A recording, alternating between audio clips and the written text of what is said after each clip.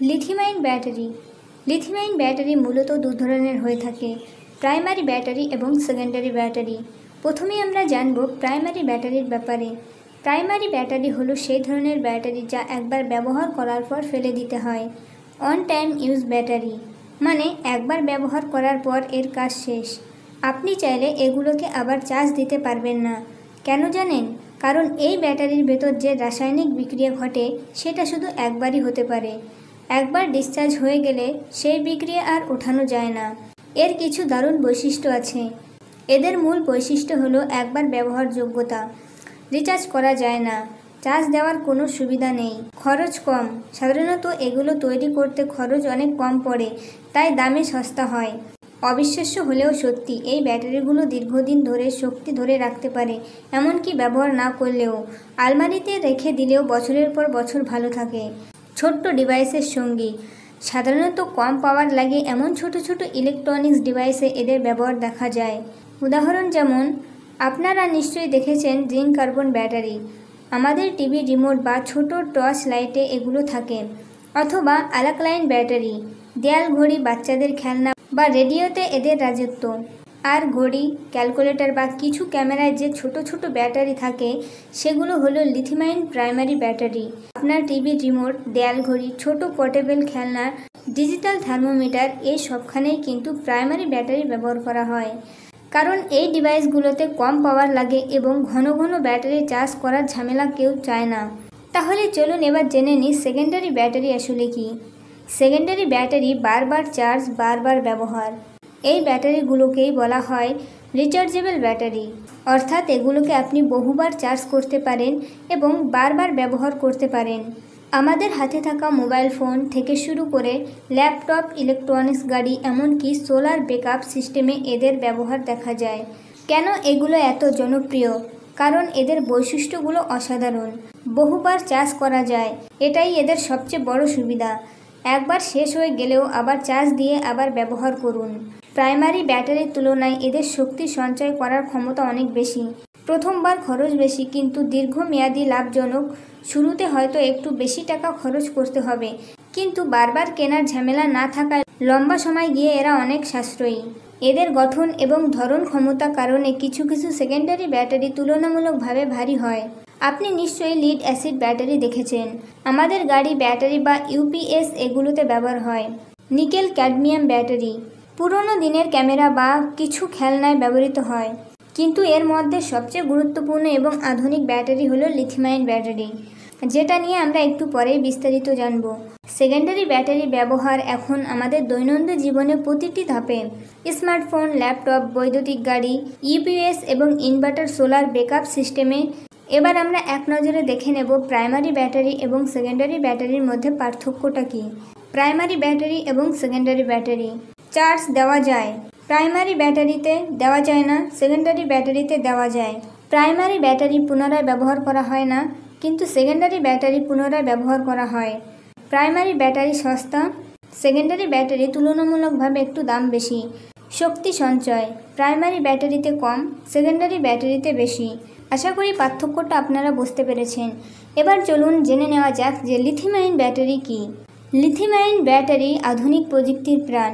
এতক্ষণ তো আমরা ব্যাটারির প্রকারভেদ নিয়ে কথা বললাম, কিন্তু সেকেন্ডারি ব্যাটারির জগতে একটা ব্যাটারি বিপ্লব এনে দিয়েছে, সেটি হলো লিথিয়াম ব্যাটারি।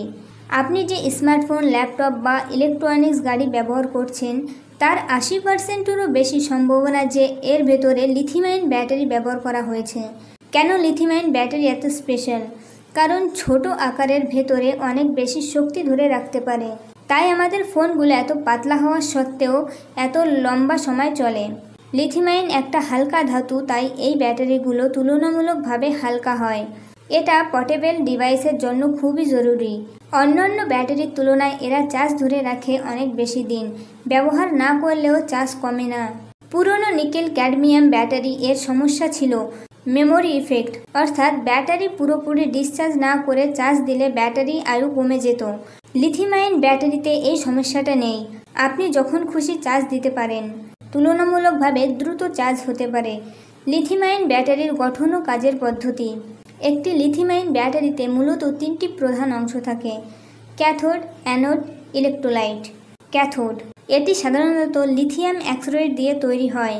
অ্যানোড, এটি গ্রাফাইট দিয়ে তৈরি হয়। ইলেকট্রোলাইট, এটি একটি তরল পদার্থ বা ক্যাথোড এবং অ্যানোডের মধ্যে লিথিয়াম পরিবর্তন করে। যখন আমরা ব্যাটারি ডিসচার্জ করি তখন লিথিয়াম আয়ন অ্যানোড থেকে ইলেকট্রোলাইটের মধ্য দিয়ে ক্যাথোডের দিকে চলে আসে, আর ইলেকট্রোলাইট সার্কিটের মধ্য দিয়ে প্রবাহিত হয়ে বিদ্যুৎ উৎপন্ন করে। আর যখন আমরা ব্যাটারি চার্জ করি তখন ঠিক উল্টোটা ঘটে। বিদ্যুৎ প্রবাহের কারণে লিথিয়াম ক্যাথোড থেকে ইলেকট্রোলাইটের মধ্য দিয়ে অ্যানোডের দিকে ফিরে যায় এবং সেখানে জমা হয়। এইভাবেই ব্যাটারি চার্জ সঞ্চয় করে। তবে লিথিয়াম আয়ন ব্যাটারির কিছু সীমাবদ্ধতা আছে, যেমন অতিরিক্ত তাপ বা অতিরিক্ত ঠান্ডা এদের কার্যক্ষমতা কমে যেতে পারে এবং দীর্ঘস্থায়ী ক্ষতি হতে পারে। অতিরিক্ত চার্জ বা ফিজিক্যাল ড্যামেজ হলে ব্যাটারি গরম হয়ে যেতে পারে বা আগুন ধরে যেতে পারে। যদিও আধুনিক ব্যাটারিগুলোতে উন্নত সুরক্ষার সার্কিট থাকে, প্রতিটি লিথিয়াম আয়ন ব্যাটারি এবং নির্দিষ্ট সংখ্যক চার্জ ডিসচার্জ সাইকেল থাকে। সময়ের সাথে সাথে এদের ধারণ ক্ষমতা কমে থাকে, যা স্বাভাবিক।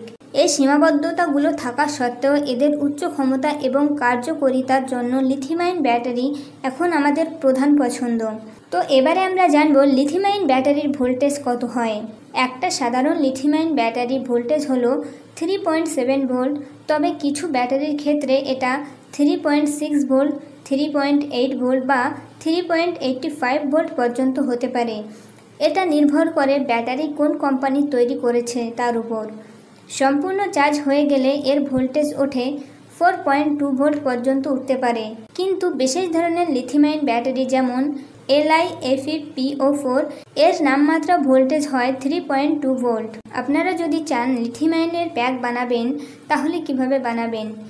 একটা লিথিয়াম আয়ন ব্যাটারি প্যাক তৈরি করতে কিছু ধাপ মেনে চলতে হয়। সঠিক ব্যাটারি সেল বেছে নিন। প্রথমে আমাদের দরকার সঠিক ধরনের লিথিয়াম আয়ন সেল। সেলের ক্ষমতা, অ্যাম্পিয়ার এবং কত দ্রুত এটি শক্তি সরবরাহ করতে পারে আপনি মাল্টিমিটার দিয়ে চেক করে দেখতে পারেন। সবচেয়ে গুরুত্বপূর্ণ হলো প্যাকেজের সব সেলের ভোল্টেজ এবং ক্ষমতা যেন একই হয়। যদি আপনি ব্যাটারির ভোল্টেজ বাড়াতে চান তাহলে ব্যাটারির সেলগুলোকে একটার পর একটা সিরিজে জুড়তে হবে। যেমন যদি আপনার একটা সেলের ভোল্টেজ 3.7 ভোল্ট হয় তাহলে 3টে সেল সিরিজে জুড়লে মোট ভোল্টেজ হবে 11.1 ভোল্ট। একে 3S প্যাক বলে। আর যদি আপনি ব্যাটারির ক্ষমতা বাড়াতে চান তাহলে প্যারালালে সংযোগ করতে হবে। যদি আপনি ব্যাটারির ক্ষমতা অর্থাৎ কতক্ষণ চলবে বাড়াতে চান তাহলে সেলগুলোকে পাশাপাশি প্যারালালে জুড়তে হবে। এতে ভোল্টেজ একই থাকে কিন্তু মোট ক্ষমতা বেড়ে যায়।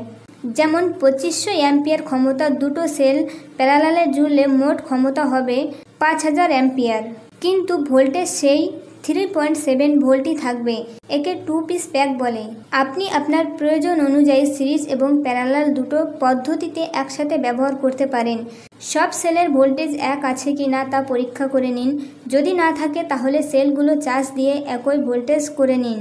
ব্যাটারি ম্যানেজমেন্ট সিস্টেম, যাকে বলা হয় BMS, এটা যে কোনো লিথিয়াম আয়ন ব্যাটারির প্যাকেজের জন্য অত্যন্ত জরুরি। BMS হলো একটি ছোট্ট সার্কিট বোর্ড যা ব্যাটারির প্যাকেজের নিরাপত্তা রাখে এবং এর আয়ু বাড়ায়। BMS এর কাজগুলো হলো বেশি চার্জ হতে দেয় না, বেশি ডিসচার্জ হতে দেয় না, প্রতিটি সেলের সমানভাবে চার্জ এবং ডিসচার্জ হতে সাহায্য করে, বেশি কারেন্ট যাওয়ার হাত থেকে বাঁচায়, বেশি গরম হয়ে যাওয়ার থেকে সুরক্ষা দেয়। আপনার তৈরি করা ব্যাটারি প্যাকেজের ভোল্টেজ এবং ক্ষমতার সঙ্গে মানানসই একটা BMS সার্কিট বেছে নিন। তো বন্ধুরা, আশা করি এই ভিডিও থেকে আপনারা বুঝতে পেরেছেন লিথিয়াম আয়ন ব্যাটারি কিভাবে কাজ করে এবং কত প্রকার হয়। তো বন্ধুরা, ভিডিওটি যদি আপনাদের ভালো লেগে থাকে অবশ্যই কিন্তু একটা লাইক করে দেবেন। চ্যানেলে যদি নতুন এসে থাকেন তাহলে সাবস্ক্রাইব করতে ভুলবেন না। আজকের মতন এখানে শেষ করছি। দেখা হবে নতুন কোনো টপিক নিয়ে। ততক্ষণ পর্যন্ত সুস্থ থাকুন, ভালো থাকুন, শিখতে থাকুন। ধন্যবাদ।